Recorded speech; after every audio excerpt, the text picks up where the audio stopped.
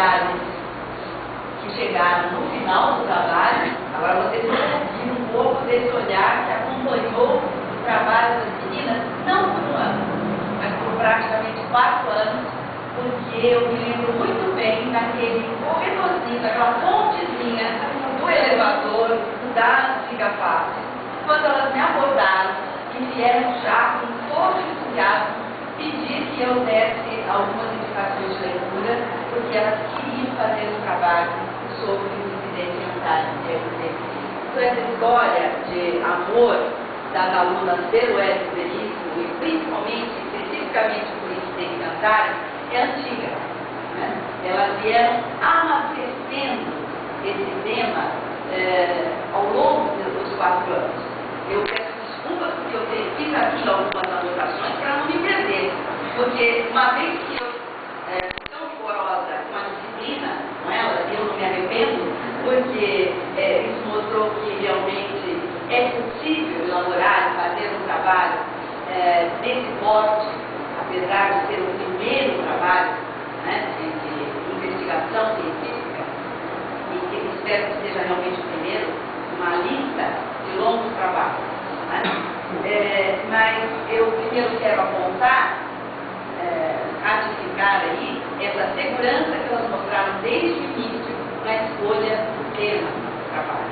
E quando os alunos nos abordam dizendo que gostariam de fazer sobre tal tema, assim, nós professores damos uma orientação, mas normalmente esperamos que esse aluno retorne algumas vezes, confirmando e muitas vezes dizendo, não, desisti, vou fazer outra coisa, e isso é natural.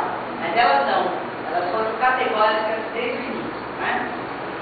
Quero também ressaltar que esse empreendimento exigiu um imenso apoio dela, muito mais do que meu, porque eu confesso, diante de todas essas testemunhas, que esse trabalho que eu desenvolvi com as alunas, para mim não foi um trabalho, para mim foi por prazer.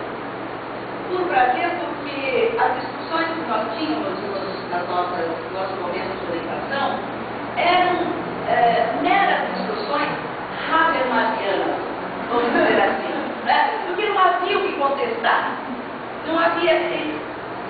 Os contrapontos que eu fazia eram contrapontos apenas para sugerir indicações que elas assumiam, respeitaram o tempo todo, e eu agradeço a elas por essa confiança que elas depositaram em mim. Tá? E também peço antecipadamente aqui desculpas em algumas coisas que eu possa ter falhado. Né?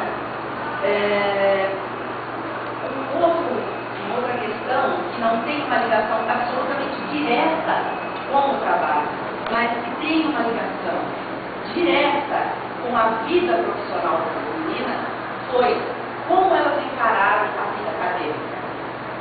Como poucos, nós temos na Andressa e na Beatriz alunos universitários que aproveitaram, sugaram nessa universidade todo o direito que lhes cabia.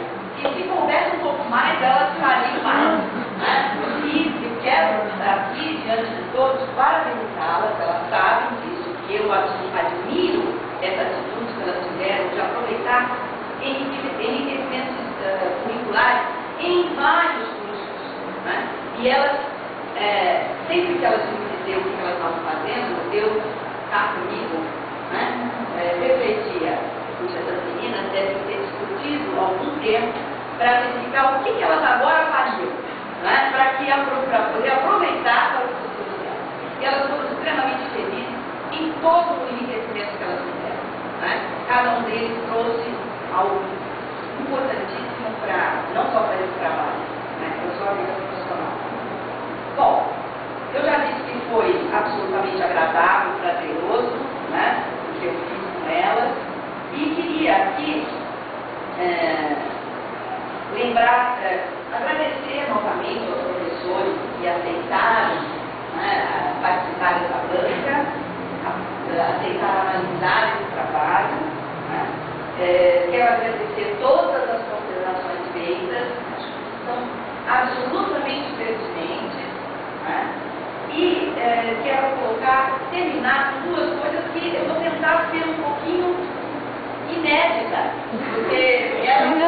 trabalho benefício, né?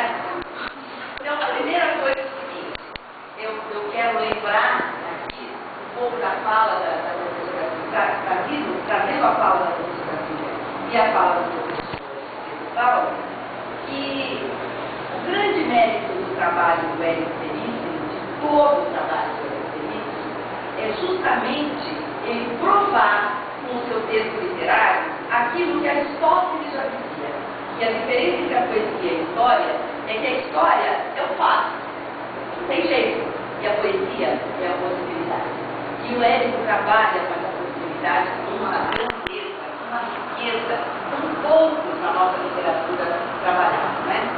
E, em segundo lugar, por último, prometo que é a última coisa, elas não citaram, eu cheguei a conversar com elas, mas eu deixei para lá porque havia outros assuntos muito importantes, mas como nós estamos no ano dele, e como eu sou fã incondicional do Machado de Assis, eu não posso deixar de registrar aqui que o maior intertexto do Érico Veríssimo em Incêndio Lugares é aquela fala maravilhosa do advogado que redime, mesmo depois de morto, que é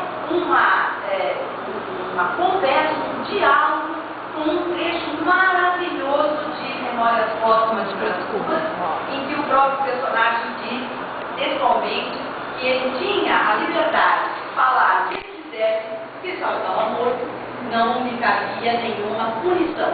Né? E é o que o advogado diz. Né? Então, o Érico, na verdade, homenageia o Machado intencionalmente ou não intencionalmente, mas no fim, com certeza, Érico Veríssimo era leitor do Machado. Né? E eu quero também, finalmente, parabenizar mais uma vez as meninas pela coragem, né, de enfrentar um trabalho de tal modo. E espero que elas deem continuidade a essa tarefa, né? Que é a nossa tarefa de vida, rapidez. E agora então eu peço a todos que se coloquem de pé, e eu vou revelar aqui a nota da banca. E eu confesso aqui também, eu acredito que eu esteja falando em nome dos três, né? Que nossa deliberação não nos proporcionou nenhum problema. Imediatamente, nós três, né, entendemos que o trabalho delas é 10 e apresentamos com louvor, né, porque realmente elas merecem. Parabéns.